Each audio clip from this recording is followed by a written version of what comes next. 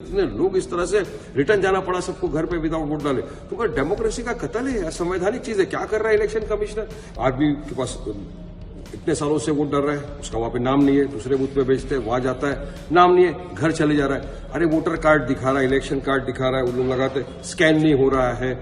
युवा जो थे इतने एंथुसियाज्म के अंदर आए थे कि हमारा फर्स्ट टाइम हम वोटर है, वोट डालेंगे, खाली हाथ जाना पड़ रहा है घर पे, तो डेमोक्रेसी का कत्ल हो रही है। महाराष्ट्र में लंबे अंतराल के बाद 29 नगर निकायों के चुनाव आज संपन्न हुए और इस सियासी जंग का केंद्र मुंबई की बीएमसी बनी हुई है। इस बीच एआईएमआईएम के प्रवक्ता वारिस पठान ने वोटिंग के बीच कई आरोप लगाए। वारिस पठान ने कहा कि मैंने मुंबई के हर बूथ का दौरा किया और जगह जगह पूरी तरह से अफरा तफरी देखी। वोटर्स के नाम गायब थे, महिलाएं और सीनियर सिटीजन बहुत परेशान थे, उन्हें वापस भेजा गया। सुनिए वारिस पठान ने क्या क्या आरोप लगाए। देखिए, ये पूरे महाराष्ट्र की सरकार की फेलियर है, इलेक्शन कमिश्नर की पूरी गलती है कि आज मुंबई के अंदर मैं तो हर बूथ पे जा रहा हूँ, केओस हो रहा है। कहीं पर जाओ, आदमी के पास इतने सालों से वोट डाल रहा है, उसका वहां पे नाम नहीं है, दूसरे बूथ पे भेजते हैं, वहां जाता है, नाम नहीं है, घर चले जा रहा है। अरे वोटर कार्ड दिखा रहा है, इलेक्शन कार्ड दिखा रहा है, उन लोग लगाते, स्कैन नहीं हो रहा है। कितनी जगहों के ऊपर महिलाएं बूढ़े परेशान खड़े हुए कि हमारा नाम, यहां से वहां बस भगाया जा रहा है। तो इलेक्शन कमिश्नर ने किया क्या यहाँ पे?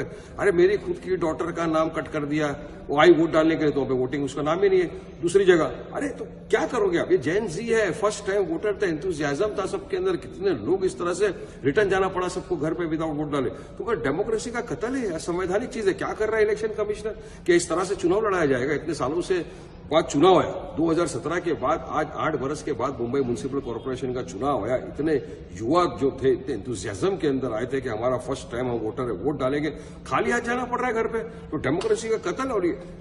आप मेरे साथ चलो, मैं तो हर बूथ पे जा जाके आया हूं, लोग खड़े हैं, पर्ची दिखा रहे, तुम्हारा नाम नहीं है, दूसरे बूथ पे जाओ, वहां जा रहे हैं, बोले यहां तुम्हारा नाम। अरे आदमी 1 घंटा 1.5 घंटा अगर इसी चक्कर में रहेगा तो वोट नहीं डालेगा, चला जाता है घर पे, फिर आप वोटिंग परसेंटेज भी कम होता है। तो मैं समझता हूं कि ये पूरी चुनाव आयोग को इस पर जवाब देना चाहिए कि कहां मिस्टेक हुई, क्या हुआ, क्यों इतना केओस हो गया सब जगह, क्यों फिर पब्लिक वोट नहीं डाल सकी।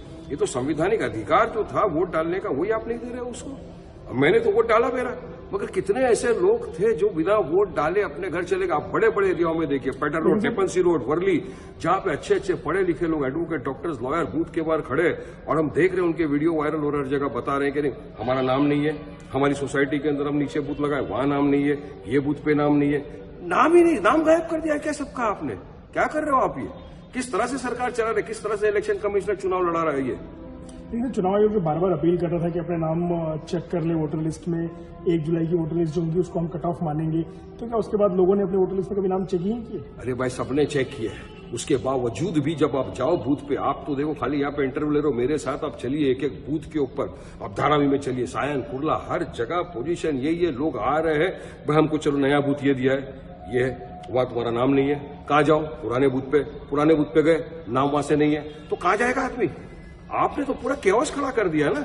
इतने बरसों से एक आदमी वोट डाल रहा था, पहली मर्तबा ऐसा हुआ कि वो एक आदमी, अच्छा पढ़ा लिखा शख्स, मेरे सामने विदाउट वोट डाले अपने घर चला गया। मेरे को बोला वारिस भाई, I can not go too far, मेरा यहाँ भी नहीं, आई एम गोइंग होम। तो इस तरह से आप क्या चुनाव लड़ाओगे क्या?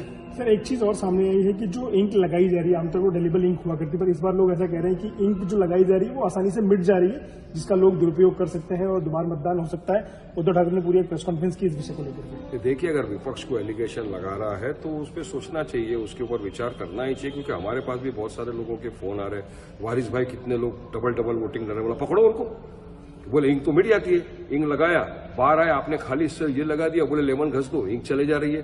तो किस तरह से ये क्या हो रहा है समझ में नहीं आ रही। चुनाव आयोग का कहना है कि सिर्फ शाही मिटा देने से आप दोबारा मतदान कर पाएंगे, ये तो फिर शाही लगाते क्यों है?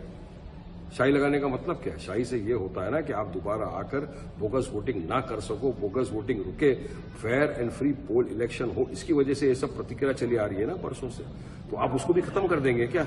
शाही का सिस्टम तो शाही बराबर लगाओ।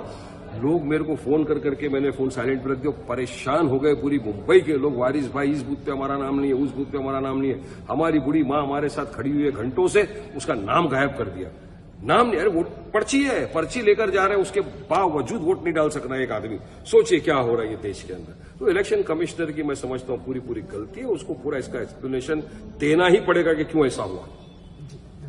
अभी के लिए फिलहाल इतना ही। बाकी अपडेट के लिए बने रहिए भारत एक्सप्रेस के साथ।